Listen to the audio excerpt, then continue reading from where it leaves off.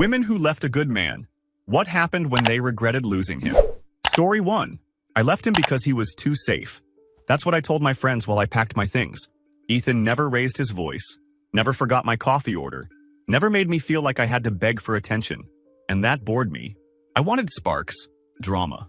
The kind of love that makes you post cryptic quotes at 2 a.m. So I traded him for Levi. Tattoos, late-night you-up, texts, and a personality built entirely out of excuses. 2 months later, Levi forgot my birthday, then posted a story at a bar with his ex. I cried in my car like a teenager, then did the thing I swore I'd never do. I called Ethan. He answered on the second ring. "Hey," he said, like I hadn't shattered his life. No anger, no satisfaction, just calm. "I messed up," I whispered. "I miss you." There was a pause. I heard dishes clink in the background like he was living a normal life without me. "I know," he said gently. "But I can't be your lesson." I actually laughed like an idiot. "What does that mean?" "It means you don't miss me," he said. "You miss how I made you feel when you didn't appreciate it." Then he added softly, almost apologetic, "I'm seeing someone." She doesn't confuse peace with boredom. I didn't sleep that night. I stared at the ceiling, replaying every moment I rolled my eyes when he planned dates, every time I chose my phone over his hand. The worst part? He wasn't cruel. He didn't punish me. He just moved on. And that felt like being left behind by the last train out of a burning city. Story 2. I broke up with Noah because my mom didn't like him. "He's too quiet," she said. "He doesn't have ambition." Noah was a kindergarten teacher. He had the kind of patience that made strangers trust him. He also had a tiny apartment, a used car, and zero interest in impressing anyone. Then I met Ryan at a rooftop party. Sales guy. Fancy watch. Big talk. My mom adored him. I told Noah we were done and watched his face go blank, like someone unplugged a light. 3 months into Ryan, the shine cracked. He started joking about my weight. He'd disappear for hours and call me clingy if I asked where he was. My mom, suddenly silent, would just say, "Relationships are work." One day, I ran into Noah at the grocery store. He was in the cereal aisle with a little girl clinging to his leg. "This is Mila," he said, smiling. "My girlfriend's daughter." I swear my heart dropped into my shoes. He looked better, healthier, like the stress I brought into his life had evaporated. I tried to be casual. "Wow, so, you moved on fast." Noah's smile didn't change, but his eyes hardened a little. "It wasn't fast," he said. "It was just possible once you left." That night, Ryan screamed at me because I didn't answer his text while showering. I sat on the bathroom floor and realized I'd thrown away a man who'd never once made me feel afraid to exist. A week later, I texted Noah an apology. A long one. Honest. Humiliating. He replied, "I forgive you, but don't come back looking for the version of me you didn't value." And somehow that hurt more than being blocked. Because it was proof. He wasn't bitter. He was simply done. Story 3. I left Marcus because he didn't fight for me when we argued. I wanted him to chase me, to beg, to show passion. Marcus would just talk, calmly, like a therapist. It made me feel like the villain, so I'd storm out and wait for the dramatic phone calls that never came. When I broke up with him, I expected tears. I expected a speech. Marcus just said, "Okay, I won't stop you." It pissed me off so much that I convinced myself it meant he didn't love me. 6 months later, I was at a friend's wedding, watching couples slow dance. My date was scrolling Instagram with his arm around me like I was furniture. I snuck outside and saw Marcus across the courtyard, laughing with a woman in a green dress. His hand rested on her back like it belonged there. I did something stupid. I walked up. "Hi," I said, too bright. "You look happy." Marcus blinked like he'd forgotten I existed. "Oh, hey." The woman in green smiled politely.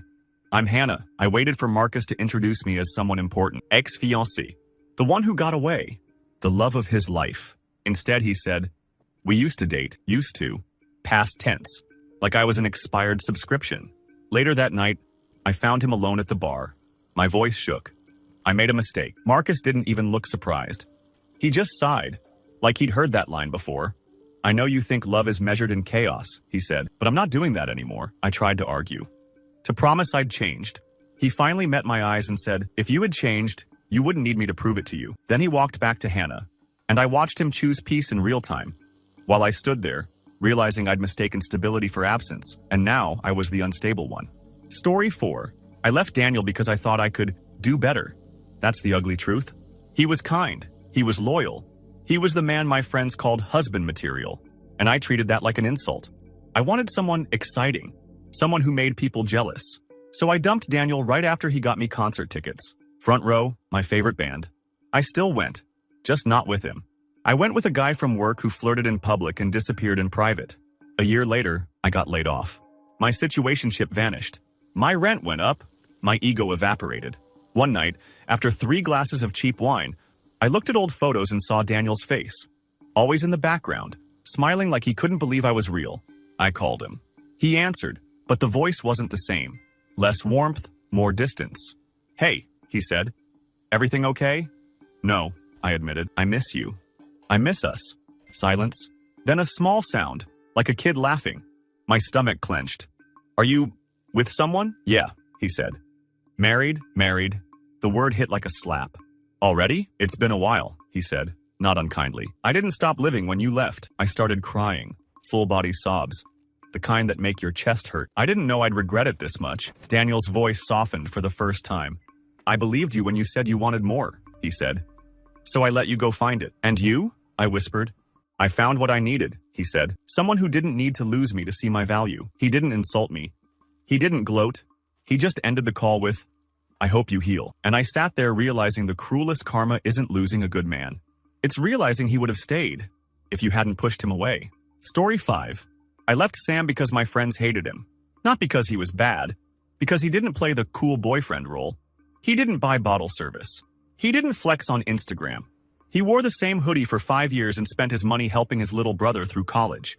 My friends called him a charity case. So I embarrassed him at a dinner, accused him of being small-minded, and walked out like I was the main character. Sam didn't chase me. He just sent one text.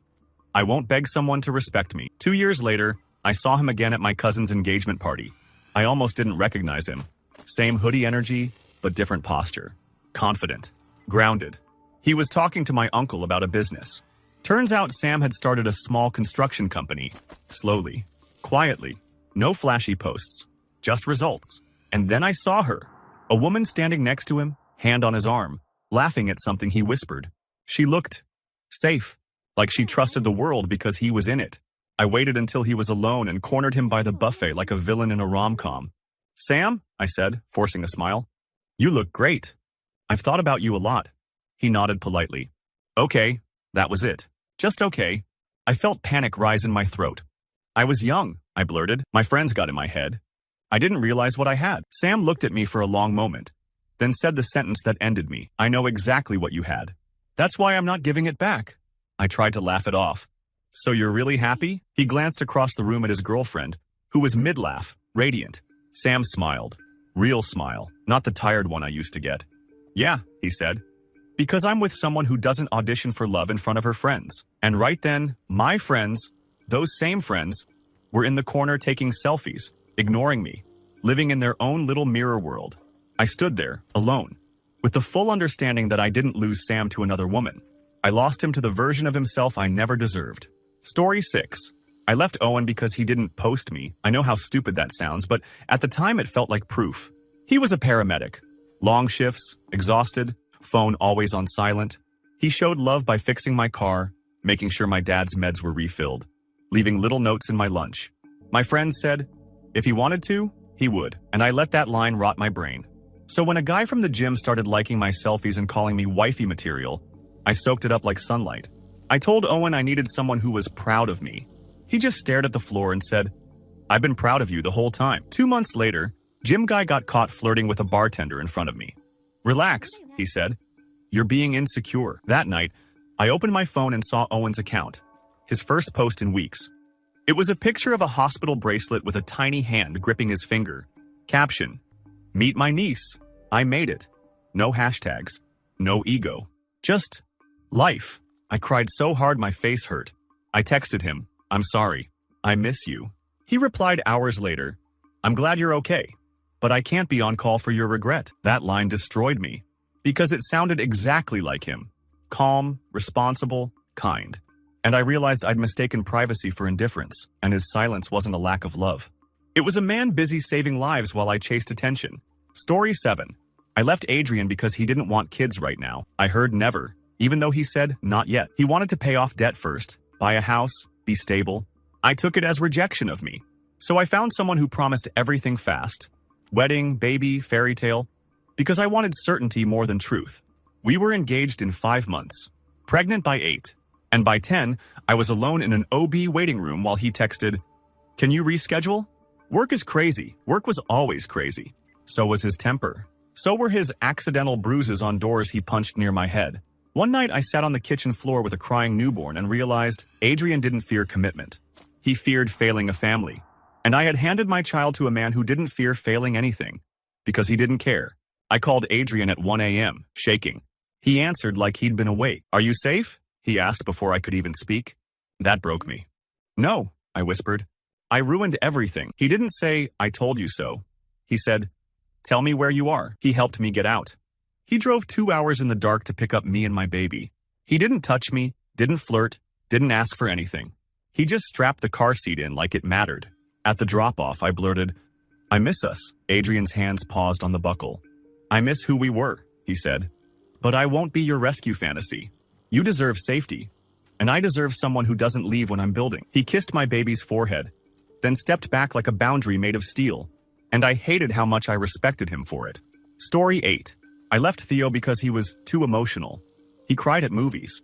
He apologized when he messed up. He talked about his childhood like it was something you could heal, not something to hide. My dad raised me to think men like that were weak. So I did what I always did with softness. I mocked it until it went away. Theo took it for months. Then one day, after I laughed at him for going to therapy, he quietly packed a bag. "You're really leaving?" I asked, like I couldn't believe consequences existed. Theo nodded. "I'm tired of proving my humanity to someone who thinks it's embarrassing." I replaced him with a man who never cried, because he never felt. He also never listened, never apologized, never cared if I came home. My friends said, "At least he's a man." I felt lonelier than I ever felt with Theo's tears. A year later, I saw Theo on stage at a community event, speaking about mental health. Confident, radiant. The room loved him. People hugged him like he'd saved them. After, I cornered him outside. "You look amazing," I said. "I didn't realize how good you were." Theo's smile was sad, not flattered. "You realized when you were no longer benefiting from me." I swallowed. "Can we talk? Like, really talk?" He looked at me, and it felt like being seen through. "I'm in a relationship," he said, "with someone who doesn't punish me for being whole." Then he added gently, like a final lesson, "If you miss me, you don't miss a man. You miss a mirror that made you feel safe." I went home and stared at myself for a long time, realizing I'd treated love like a test of toughness. And I failed. Story 9. I left Ben because I wanted the single glow-up era. TikTok made it look like freedom. New outfits, new men, new stories. Ben wanted boring things. Sunday grocery runs, saving money, fixing the leaky sink. He said, "I think we're building something." I heard, "You're stuck." So I broke up with him the week he bought a ring. I didn't know about the ring until later. Maybe that's why it haunts me. My glow-up lasted 3 months. Then it turned into hangovers, strangers, and a constant feeling of being replaceable. The men I dated liked the version of me that performed. None of them liked the version that needed rest. One day, my car died in a parking lot. I called the only person who'd ever showed up for me without keeping score. Ben answered. "Hey," my voice cracked. "I'm stranded." "I'm sorry. I know I shouldn't call." He was quiet, then said, "Where are you?" He came. He jump-started my car. He didn't lecture me. He didn't flirt. He didn't even ask how I'd been. When I finally said, "I miss you," Ben wiped his hands on a rag and looked at me like I was a stranger trying to borrow his soul. "I miss me too," he said. The me who thought I had to earn love. My stomach dropped. "What does that mean?" "It means," he said, "I'm not available to be abandoned again." Then he smiled, polite, distant, and handed me a receipt. "Keep this," he said. "The battery's on me. Consider it my last gift." And I watched him drive away, realizing some men don't come back, not because they don't love you, because they finally love themselves more. Story 10. I left Luis because he wouldn't cut off his best friend, who happened to be a woman. I told myself it was boundaries, but honestly, it was control. His best friend, Carla, had been in his life since high school. She was married, pregnant, and completely uninterested in him. But I couldn't stand that he had someone he trusted who wasn't me. I pushed. I accused. I cried. I demanded he choose. Luis finally said, "I'll choose, but it won't be the way you want." I thought he meant he'd pick me. He packed his things. The next year was pure chaos. I dated men who chose me fast because they didn't have real friendships, real lives, real people who'd tell them the truth. Every relationship burned out like cheap fireworks. Then my dad had a health scare. I was sitting in a hospital hallway when a familiar voice said my name. Luis. He was there visiting Carla. Her baby had complications. He looked shocked to see me, then immediately asked, "How's your dad?" That kindness made my throat ache. I told him. I cried. I said, "I'm sorry for everything." Luis listened, then said quietly, "I loved you. But you didn't want love. You wanted ownership." I whispered, "I miss you so much." Luis nodded like he already knew. "I know," he said, "but I'm engaged." My heart slammed. "To who?" He glanced down the hallway. A woman walked toward us carrying coffee, smiling at him like she trusted the ground under her feet. "She doesn't ask me to shrink my life to prove she matters," Luis said. "She just adds to it." The woman handed him a cup, looked at me kindly and said, "Hi, I'm Maya." I wanted to scream. Instead, I smiled like a ghost. Luis squeezed my shoulder, 1 second, friendly, final, and followed Maya away. And I finally understood. Jealousy doesn't protect love. It suffocates it. Story 11. I left Caleb because he wasn't rich enough for the life I pictured. He was an electrician, proud of honest work, always coming home smelling like metal and soap. He'd kiss my forehead and say, "Give me time. I'm building." But my Instagram feed was full of vacations and designer bags, and my friends kept whispering, "You could do better." So when a guy named Grant started taking me to expensive restaurants and calling me classy, I told myself it was fate. I broke up with Caleb in his truck, parked outside my apartment. He didn't cry. He just nodded, jaw clenched, and said, "Don't come back when you realize money isn't a personality." Grant's money came with strings. First, he suggested I dress differently. Then he joked about me not being smart enough to understand his world. Then he started checking my phone because women like you get ideas. One night, after he embarrassed me at a party, I walked out and wandered into a diner at midnight. And there was Caleb, sitting in a booth with blueprints, laughing with 2 guys in work boots. He looked up and froze. I tried to smile. "Hey!" Caleb's eyes flicked over me like he was checking for bruises. "You okay?" I should have lied. Instead, I whispered, "No." Caleb stood up, told his friends he'd be right back, and stepped outside with me. He didn't touch me. He didn't flirt. He just listened while I unraveled. When I finally said, "I regret everything," Caleb exhaled through his nose, like he'd been holding his breath for months. "I hope you mean that," he said. "But regret isn't a relationship." "I miss you," I choked. Caleb's voice went quiet. "I miss who I was when I trusted you." Then he slid his business card into my palm. "If you ever need a safe ride, call. But don't call because you're lonely." I watched him walk back into the diner, back to his plans, his future, his life. And I realized he still had a heart. He just wasn't handing it to me anymore. Story 12. I left Jonah because he didn't like social media. That was literally it. He hated posting, hated branding our relationship, hated the idea that love needed an audience. I wanted cute couple reels. He wanted quiet mornings and inside jokes. I told him, "It feels like you're hiding me," Jonah said. "I'm protecting us from strangers' opinions." I rolled my eyes and ended it. 2 weeks later, I posted a glow-up video and got flooded with attention. DMS. Compliments. Men offering dates like they were handing out coupons. I felt powerful. For about a month. Then my grandmother died. I posted a story. People reacted with sad emojis and moved on. My phone kept buzzing with noise, but nobody actually showed up. I almost didn't call Jonah. Pride is such a dumb cage. But at 2 a.m., after everyone had gone silent, I did it. He answered groggy. "What happened?" I tried to speak and just broke. Jonah was quiet the whole time I cried. Then he said, "Do you want me to come?" "Yes," I whispered. "But you shouldn't. I'm coming anyway," he said.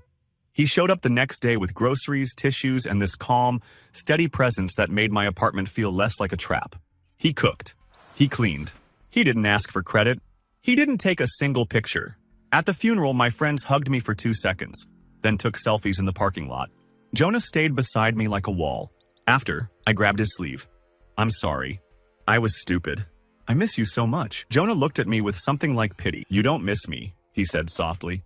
"You miss being held without having to perform." My throat tightened. "Is there any chance?" He shook his head. "I started dating someone. She doesn't need an audience to believe she's loved." And that's when it hit me. The saddest thing about losing a good man isn't the breakup. It's watching him treat someone else the way you used to take for granted. Quietly, fully, for real. Story 13. I left Mason because he got sober. Everyone applauds that, right? But when he stopped drinking, our whole dynamic changed. No more messy late-night thrill. No more wild stories. Just morning runs, therapy, and a man trying to save his own life. I told myself I didn't sign up for boring recovery, so I left. And I hated myself immediately, but I doubled down anyway. I went back to the party crowd, the bars, the chaos, because it was familiar. It was easy to drown the guilt in noise. 3 months later, I ran into Mason at a cafe. He looked clear, like someone wiped the fog off his eyes. He was laughing with a woman who wore no makeup and looked genuinely happy. Mason saw me and stood up politely. No tension, no anger. "Hey," he said. "How have you been?" I wanted him to look hurt. I wanted proof I mattered. Instead, he looked peaceful. I blurted, "You look good." "Thanks," he said. "I feel good." The woman excused herself to the restroom, and my chest tightened. This was my moment. "I've been thinking about you," I admitted. I messed up. Mason's face didn't change, but his eyes sharpened. "I know," he said. "You left when I stopped being entertaining." "That's not fair," I snapped, then instantly regretted it. Mason's voice stayed calm. "It is fair. Because I asked you to build something real, and you chose the version of me that was falling apart." My eyes burned. "Can we try again?" Mason shook his head once. "If you regret losing me, that's your pain to carry. I'm not putting my sobriety in the hands of someone who runs when life gets quiet." The woman returned. Mason smiled at her, warm, safe, present. And I realized I didn't just lose a good man. I abandoned a man the moment he became one. Story 14. I left Parker because he wouldn't fight with me. I grew up in a house where yelling meant someone cared. Silence meant someone was leaving. So when Parker refused to scream back, I felt invisible. I'd start arguments over nothing. Dishes, texts, tone, just to see if he'd show passion. Parker would breathe, sit down, and say, "We can talk when you're ready to be kind." That kindness made me furious. The night I ended it, I expected him to plead. I wanted tears. Parker just said, "I love you, but I won't live in a storm." I moved out and immediately dated a man who matched my chaos perfectly. He yelled. I yelled. We broke up and made up like a sitcom. It felt exciting until it felt like a cage. The first time he threw a glass near my feet, my body went cold. The second time he grabbed my wrist, I heard Parker's voice in my head. "We can talk when you're ready to be kind." I drove to Parker's place, shaking. Not to get back together. At least that's what I told myself. I just needed to see a calm face. His door opened and a dog ran out. A golden retriever. Parker laughed, caught the leash, and looked up at me like I was a surprise package. "Hey," he said carefully. Inside, there were new photos on the wall. New furniture. A woman's shoes by the door. My stomach dropped. I'm dating someone," Parker said, gentle but firm. "She moved in last month." I swallowed hard. "I regret leaving." Parker nodded once.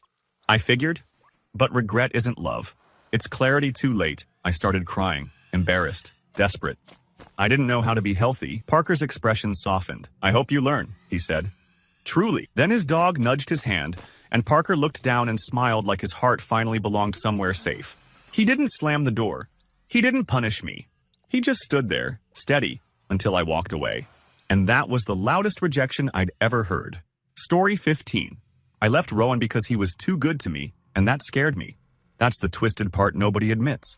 He'd bring me soup when I was sick. He'd notice when I got quiet and ask, "What do you need?" It made me feel exposed, like I couldn't hide behind sarcasm or distance. So I sabotaged. I picked fights, accused him of cheating with zero evidence, acted like affection was suspicious.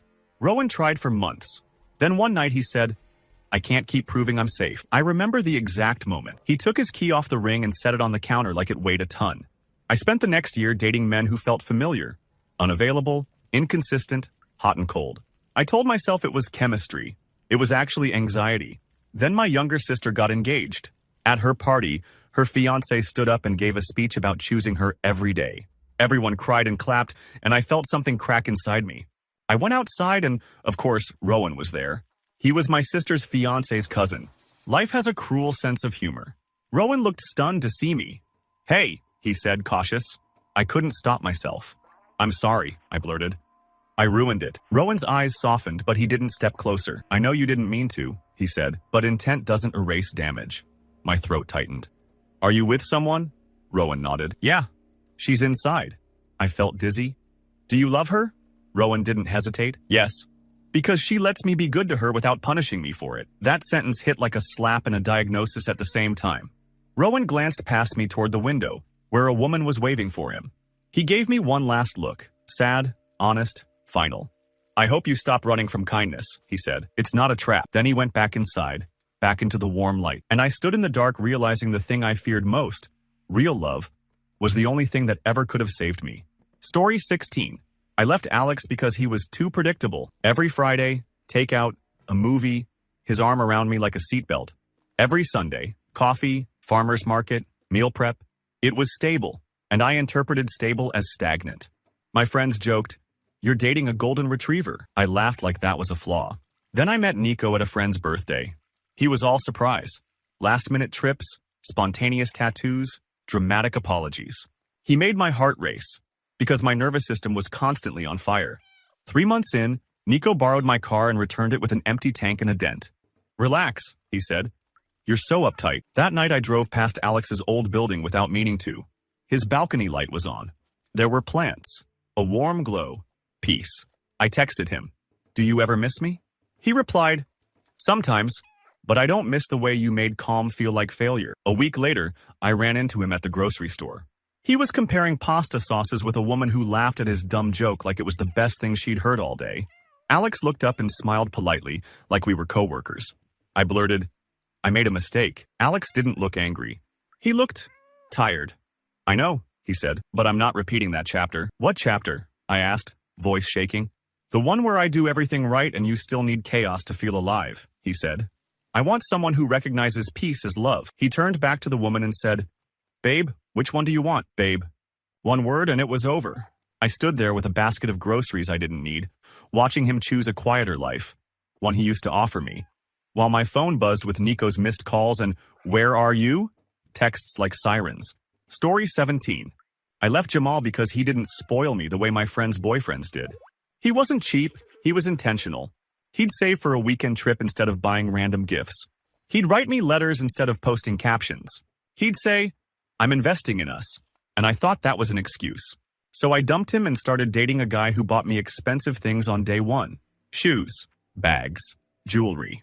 My friends screamed, "Upgrade!" I felt like a prize. Then the bill came, just not on paper. He started saying, "After all I do for you," whenever I disagreed with him. If I went out with friends, he'd send a screenshot of the receipts like they were handcuffs. When I cried, he'd roll his eyes. "Don't be dramatic." One day, my mom got hospitalized unexpectedly. I called my boyfriend, shaking. He sighed and said, "Can't you handle it?" "I have a meeting." I hung up and, without thinking, called Jamal. He answered immediately. "What's wrong?" I couldn't even speak. I just cried. Jamal didn't ask why I was calling. He said, "Tell me where you are." He met me at the hospital with a hoodie and a bottle of water, like he remembered I always forgot to eat under stress. He sat with me for hours, silent when I needed silence, talking when I needed air. At 3 a.m., I whispered, "I regret leaving." Jamal's jaw tightened. "I know," he said, "but I won't be your emergency contact forever. I miss you," I begged. Jamal looked at me with a sadness that felt heavier than anger. "You miss being loved for free," he said. "But you treated my love like it had no value because it didn't come with a price tag." He stood up, kissed my mom's hand gently and said, "I hope she recovers." Then he left. And I finally understood. The man I called not enough was the only one who showed up when it mattered. Story 18. I left Simon because he stopped me from making a mistake. I had an offer to move across the country for a flashy job. It sounded impressive, and I wanted to prove I was independent. Simon didn't tell me no. He asked questions. Real ones. About rent. About burnout. About whether the company was stable. I called him controlling.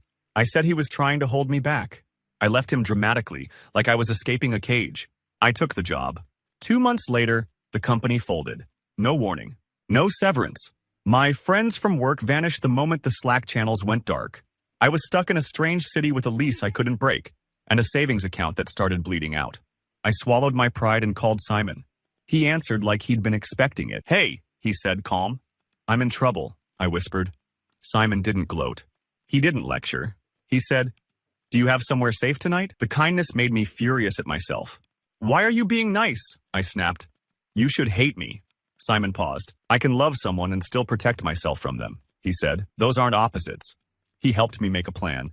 He called a friend in that city who found me a short-term room. He wired me money for groceries, then immediately texted, "You don't owe me anything. Please don't interpret help as hope." When I finally said, "I regret losing you," Simon's voice went soft. "I regret it too," he admitted, "but I don't regret choosing peace." "I've changed," I said, desperate. Simon exhaled. "Maybe," he said. "But change isn't proved by words. It's proved by time. And I'm not volunteering to be your test run. Then he hung up gently, like he always did. No drama, no cruelty. And I sat there realizing the sharpest consequence of my choices wasn't failing in a new city. It was knowing the person who would have built a future with me was now building one without me. Story 19. I left Diego because he treated my anxiety seriously. Which sounds insane, but I hated it. When I spiraled, he didn't dismiss me. He'd sit me down, breathe with me, offer therapy resources, ask what triggers I noticed. It made me feel seen, and that terrified me. I wanted a relationship where I could pretend I was fine. So I chose someone who called me crazy when I cried. I told myself that was normal, that I needed to toughen up. Then I had a panic attack in public. Full blackout feeling, hands numb. The guy I was dating said, "Stop embarrassing me," and walked away while I was shaking. A stranger helped me, sat me on a curb, called me water, and all I could think was, Diego would have held my hand like it mattered. I showed up at Diego's place a week later, unannounced. He opened the door, eyes widening. For a second, I saw the old love flash, then it shut like a door. "Are you okay?" he asked, already scanning my face. I nodded, crying. "I'm sorry. I was wrong.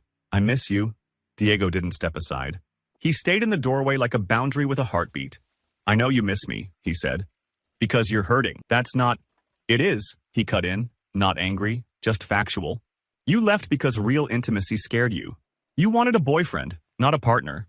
I whispered. "Can you forgive me?" Diego nodded slowly. "I can forgive you," he said, "but I can't trust you. Forgiveness is for my peace. Trust is earned." My chest clenched. "Are you seeing someone?" He hesitated, then nodded. "Yeah." I felt like my lungs collapsed.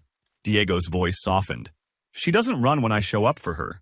She lets me." Then he added gently, "Please take care of yourself. The version of you that needs help isn't weak. She's human." He closed the door quietly. No slam. No theatrics. Just finality. And I stood there wishing he'd yelled. Because then I could have pretended it was drama, not a consequence. Story 20. I left Ethan. Different Ethan than every other story I've read online, but the same mistake. Because I thought love should feel like fireworks every day. Ethan was steady. He'd bring me breakfast in bed on random Tuesdays. He'd remember my stress habits and leave my favorite tea on the counter without being asked. But I kept chasing more excitement, more attention, more proof. So I cheated. One time. The kind of one time that ruins a life. When Ethan found out, he didn't scream. He sat down at the kitchen table and said, "Tell me the truth." I lied at first. Then I confessed. And I expected rage. Ethan just nodded slowly like he was accepting a death. "I'm sorry," I sobbed. "I'll do anything, please." Ethan looked up and his eyes were red but clear. "You already did it," he said quietly. "You made a choice I can't unknow." I begged for weeks. Therapy. Promises. Letters. Flowers. Everything I used to mock in rom-coms because I thought love was invincible. 6 months later, I heard from a mutual friend. Ethan had moved. New apartment. New job. New girlfriend. I showed up anyway, like an idiot, outside his building. He came down, because he was always kind, and I said the words that burned my throat. "I regret losing you. I hate myself." Ethan didn't smile. He didn't gloat. He just looked at me like someone looking at a car wreck they survived. "I believe you," he said, "but regret doesn't rebuild trust." "I miss you," I whispered. Ethan's voice cracked. "I miss what I thought we had," he admitted, "but I'm not going back to someone who proved they can hurt me." Then his girlfriend walked out of the lobby carrying groceries. She looked at him with trust in her eyes. Trust I had thrown away like trash. Ethan stepped back from me and took the groceries from her hands. He didn't say goodbye. He didn't have to. Because the loudest ending is watching a good man choose a better life. And knowing you trained him to do it by breaking his heart. Story 21. I left Henry because he was too nice to my friends. That sounds harmless, but it made me feel replaceable. He'd help my roommate carry groceries, fix my friend's flat tire, remember everyone's birthdays. My friends loved him, and instead of feeling proud, I felt threatened. Like if he was good to everyone, then what made me special? So I started testing him, ignoring his texts, flirting in front of him, picking fights over nothing. Henry never snapped. He'd just look at me like he was trying to understand who I'd become. The night I ended it, I expected him to beg. Henry just nodded and said, "I can't compete with the version of me you're imagining." I pretended I felt relieved. I posted thirst traps. I went on dates with men who acted like kindness was currency. I got attention, sure. But it all felt thin, like paper. 6 months later, my best friend called me crying. Her boyfriend had cheated. I went to her apartment and found Henry there, sitting on the floor with a pizza box, listening to her vent like it mattered. I froze in the doorway. "What are you doing here?" Henry looked up, calm. She called. She needed help. I felt a nasty flare of jealousy. "So you just show up for everyone?" Henry's jaw tightened, just a little. "No," he said. "I show up for people who don't punish me for caring." My friend stared between us like she finally understood something she'd missed. After Henry walked me out, I whispered, "I regret leaving." Henry's expression didn't soften. "I believe you," he said, "but you didn't leave because I wasn't enough. You left because you didn't know how to feel secure with someone good." I swallowed. "Can we fix it?" Henry shook his head. "I already fixed me." Then he walked back inside, back to helping my friend, back to being the man I threw away. While I stood in the hallway realizing I didn't lose him to another woman, I lost him to the fact that he refused to become worse just to make me feel chosen. Story 22. I left Landon because he wouldn't move with me for my dream. I got accepted into a program overseas and expected him to drop everything. He had a dad in chemo, a small business, employees who relied on him. He said, "I love you, but I can't abandon my life to prove it." I heard rejection, not reality. I told him he was holding me back. I made it dramatic, crying, yelling, slamming the door, like pain could rewrite his responsibilities. I moved abroad. The first month felt like a movie. New streets, new friends, new accent in my ear. Then the loneliness hit. The program was brutal. My classmates were competitive. The guy I flirted with turned out to have a girlfriend back home. One night I got sick. Fever, shaking, alone in a tiny apartment. I called Landon without thinking. He answered immediately. "What's wrong?" I started crying. "I shouldn't have called." "I'm glad you did," he said. "Talk to me." He stayed on the phone while I found a clinic. He translated meds with me using screenshots. He kept me awake so I wouldn't pass out. He didn't say a single, "Told you so." After, I whispered, "I regret losing you." Landon went quiet. "I know," he said, voice rough, "but I can't be your long-distance safety net." "I miss you," I said. "I want to come home." "You should come home if it's right for you," he said. "Not because you want me." That line felt like someone pushing on a bruise. "Are you with someone?" Landon exhaled. "Yeah. She's been helping with my dad." She didn't make it about her. I stared at the ceiling in a foreign city, sick and humbled, realizing the kind of love I called not supportive was actually the most supportive thing I'd ever had. He didn't follow me into my dream. He let me go live it, even when it broke his heart. Story 23. I left Nathan because he didn't tolerate my jokes. I was one of those girls who called insults banter. If I felt insecure, I'd poke at him first. His clothes, his job, his hobbies. So I'd never be the one getting laughed at. Nathan would smile at first. Then one day he said, "I don't want to be loved like this." I rolled my eyes.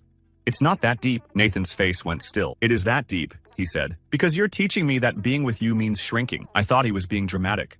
I left and dated a guy who fired insults back like bullets. Our relationship was basically a roast battle. People laughed. My friends said we were goals. Then the jokes got mean. Real mean. In public. In front of strangers. The day he called me pathetic in front of a waiter, something inside me cracked. I drove home shaking and realized Nathan never called me names.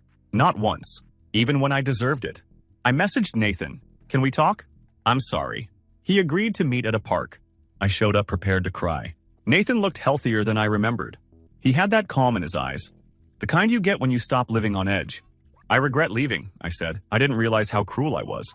Nathan nodded. "Thank you for saying it." That tiny sentence, no anger, no flirting, made me panic. "Is there any chance?" Nathan looked away toward the lake. "I'm dating someone," he said. "She's gentle." My throat tightened. "I can be gentle." Nathan's gaze returned to mine, steady. "You can learn," he said. "But I'm not the classroom anymore." I started crying, humiliating sobs. "I miss you." Nathan's voice softened. "I hope you become the kind of woman you wanted me to be for you," he said. "But I can't be your proof of progress." He stood, offered me a tissue like he still cared, then walked away with his hands in his pockets, like someone finally free. And I realized the worst part wasn't losing him. It was understanding exactly why I deserved to. Story 24. I left Cole because he worked too much. He was building a career, saving for a house, planning a future. He'd say, "It's temporary." And I'd say, "So is love if you keep choosing work over me." But the truth? He still made time. He still cooked dinner. He still took me to my favorite little bookstore. I just wanted more. More attention. More reassurance. More constant proof. So when a charming bartender started giving me endless time and compliments, I thought, this is what I deserve. Turns out, endless time usually means no ambition. Within months, the bartender was borrowing money, missing rent, and calling me materialistic when I asked about plans. My life started shrinking. Then, At a friend's housewarming, I saw Cole. He walked in wearing a suit that fit him perfectly, carrying a bottle of wine like an adult. A woman walked beside him, confident, warm, the kind of person who makes you feel underdressed in your own skin. Cole saw me and nodded politely, like we were distant acquaintances. I cornered him near the kitchen. "You look different." Cole smiled faintly. "I am. I regret leaving," I blurted. "I thought you didn't care." Cole's eyes sharpened. "I cared," he said. "You just didn't believe love unless it came with panic." My voice shook. "Can we talk? Just us?" Cole glanced at the woman across the room. "I'm engaged," he said simply. My stomach dropped. "Already?" "It's been a year," he said. "She didn't punish me for building." I whispered, "I miss you." Cole's expression softened for half a second. Like old memories flickered. Then it hardened again. "I hope you find peace," he said, "but you won't find it by trying to steal mine." He walked back to his fiancée, kissed her cheek, and I watched her smile like she'd never once doubted him. I went home to a boyfriend who was asleep on my couch at 2 p.m.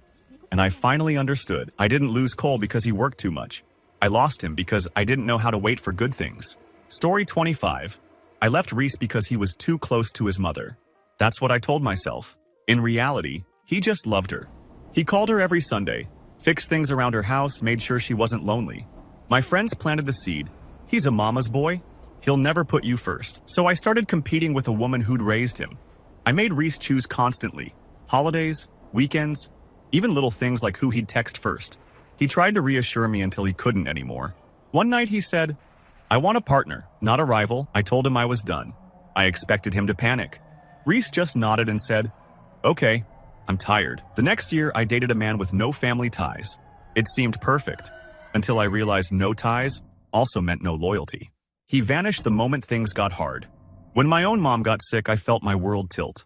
I sat in a hospital chair and realized how much I'd hated Reese for doing the exact thing I was now desperate for, showing up for family.